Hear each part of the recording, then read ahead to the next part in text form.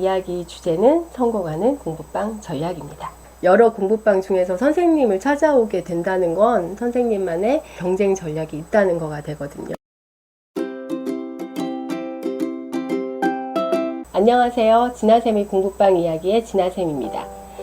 오늘은 제가 공부를 하다가 공부방 선생님들하고도 공부방을 성공적으로 운영하는 전략에 대해서 이야기해보면 어떨까라는 생각이 들어서 영상을 준비해 보았습니다.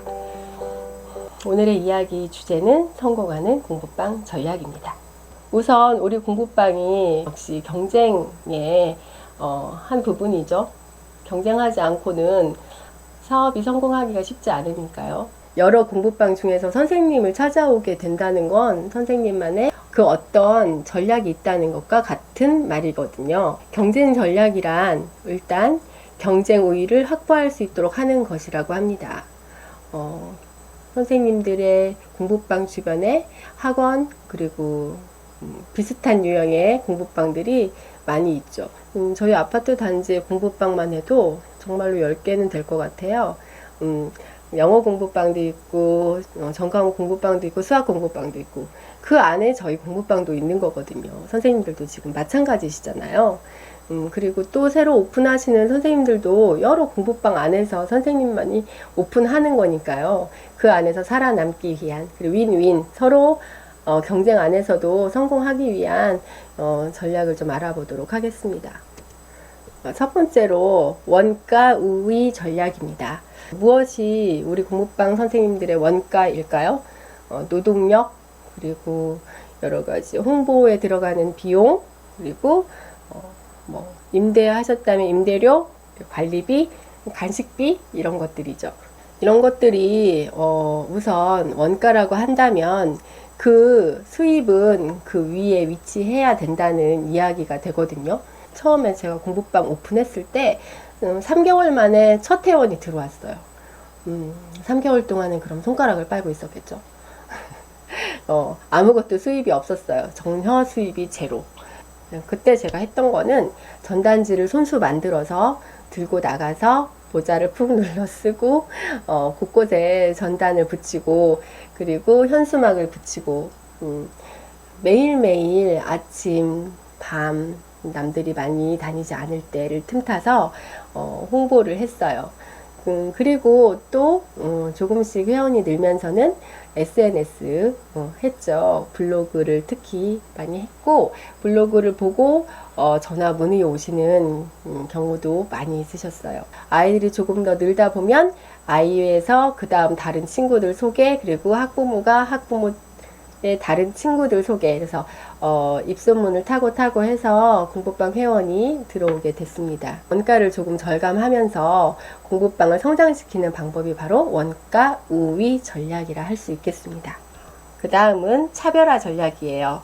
나만의 공부방의 특별함이 필요한 거죠. 아이들을 위해서 어떤 이벤트를 준비하신다거나 분기별로 특별한 행사를 한다거나 매 월마다 영화 파티, 영화 이벤트를 하거나 이런 것들이 바로 나만의 공부방의 특별함이라고 할 수 있고요. 또한 다른 공부방에서 흔히 사용하지 않는 특별한 교재, 학습 자료 등도 나만의 특별함이라 할 수 있고요. 또 특별한 시스템이 또 그 하나죠. 제가 생각할 때는 가장 중요한 것이 균형 있는 시스템 그리고 일관성 있는 시스템이라고 할 수 있어요. 시스템은 물적인 것도 있지만 인적인 것도 있거든요. 인적인 건 바로 선생님 자신이고요. 물적인 건 기타 부자재 아니면 출결 카드, 인터넷 강의를 들으면서 하면 인터넷 강의, 문제은행을 활용하신다면 문제은행 같은 경우가 다 시스템의 일종이 되겠죠. 특히 가장 중요한 거 선생님 자신이에요. 인적 시스템이죠. 선생님 자신이 일관성 있는 수업 방식이나 교재를 운영하는 거나 이런 것들에 있어서 일관성 있는 태도를 보여주는 게 우리 공부방만의 특별함을 만들어가는 거라고 생각합니다. 당연히 그에 따라 입소문이 나는 거죠. 그래서 차별화 전략은 나만의 공부방을 만드는 전략이자 입소문 전략이라고도 할 수 있습니다. 자, 이걸 보여드리는 이유는요. 보시면 이 친구는 뭔가 사진을 막 찍고 있죠. 이 친구들은 어떤 건물 향해 걸어가고 있죠. 마지막에는 모두 모여서 사진을 찍었어요. 바로 저희 중학교 3학년 친구들과 제가 함께 했던 지난달 이벤트였어요. 1학기 기말고사가 끝나고 아이들과 약속했거든요. 서울에 있는 대학에 탐방하자. 제 공부방은 대전에 있어요. 그래서 KTX로 1시간 거리가 되는데 학부모님께 KTX 왕복비만 입금받아서 제가 일괄적으로 표를 이제 끊어서 데리고 다녀왔어요. 걱정도 했는데 9명 친구들 모두 대학 정문을 들어서서 대학을 전체적으로 구경하면서 아이들이 감동받은 눈빛이었어요. 땡볕 아래에서 아이들이 정말 더웠는데 그 안에서 가장 깊이 있는 이 유서 깊은 건물을 보는 순간 아이들이 말문이 막혔는지 조용히 동영상을 찍고 모두 다 감상을 하는 모습이었어요. 제가 목표했던 바가 이루어진 거예요. 아이들에게 조금 더 넓은 세상을 보여주고 싶었거든요. 그렇게 해서 계획을 했던 건데 정말 잘했다 그런 생각이 듭니다.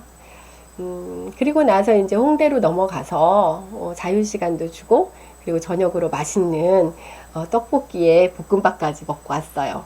물론 점심때도 연세대 만나샘에서 시그니처인 아쿠아 돈가스를 단체로 먹었답니다. 그런 것들은 제가 다 부담을 했죠. 아이들 기말고사 보는 한 학기 동안 수고했다는 의미로 다 맛있게 먹였고요. 중간고사 때는 대전 시내에서 맛있는 걸 먹였는데요. 기말은 이렇게 특별하게 이벤트를 해서 같이 해보니까 아이들에게 그리고 제게 오래오래 기억에 남을 일이었던 것 같습니다. 마지막으로 집중화 전략이에요. 집중화 전략은 가장 중요한 게 내가 가장 잘하는 것에 집중하는 거예요. 선생님께서 수학을 잘하시면 수학 공부방, 아이들 심리를 잘 이해하시고 상담에 그 재능이 있으시면 그렇게 관리를 잘하는 공부방, 그렇게 특별한 공부방이 될 수 있잖아요. 그럼 특별하게 선생님들께서 가장 잘하는 것에 대해서 더 집중해서 그 역량을 더 키워주시는 거죠. 선생님 스스로가 가장 잘하는 것이 무엇인지에 대해서 더 집중한다면 경쟁에서 우위를 차지할 수가 있습니다. 선생님들 자신의 역량을 유지하기 위한 노력도 필요한데요. 우리들 일이 아이들 수업하고 관리하고 채점하고 그 다음 수업하고 관리하고 채점하고 학부모 상담하고 같은 일의 연속이잖아요. 이 일만 계속 하다 보면 시간은 정말로 빨리 지나간답니다. 선생님들 아시죠? 그런데 그 사이사이에 선생님의 역량을 더 유지하기 위해서 어떠한 교육을 받으시든지 전문 분야 책을 좀 읽으시든지 아니면 책을 한번 써보시는 것도 괜찮아요. 그러면 내가 그동안 공부했던 거나 수업했던 것들이 정리가 잘 되거든요. 그러면서 스스로에게 부족한 거, 내가 잘하는 것들을 찾을 수도 있고요. 인터넷 강의를 들으시거나 전문 선생님들끼리 공부 모임 같은 걸 해볼 수도 있겠죠. 내적이나 외적으로 성장할 수 있는 전략을 세우시는 거 역시 선생님 공부방이 꾸준하게 성장할 수 있는 전략이라 할 수 있습니다. 지금까지 시청해 주셔서 정말 감사합니다. 좋아요와 구독은 제가 영상을 제작하는데 큰 용기와 힘이 됩니다. 이 영상을 닫기 전에 좋아요와 구독 버튼 꼭 눌러주시면 감사하겠습니다. 오늘도 선생님 고생 많으셨고요. 더 좋은 영상으로 더 좋은 내용으로 선생님 다시 찾아뵙겠습니다. 감사합니다.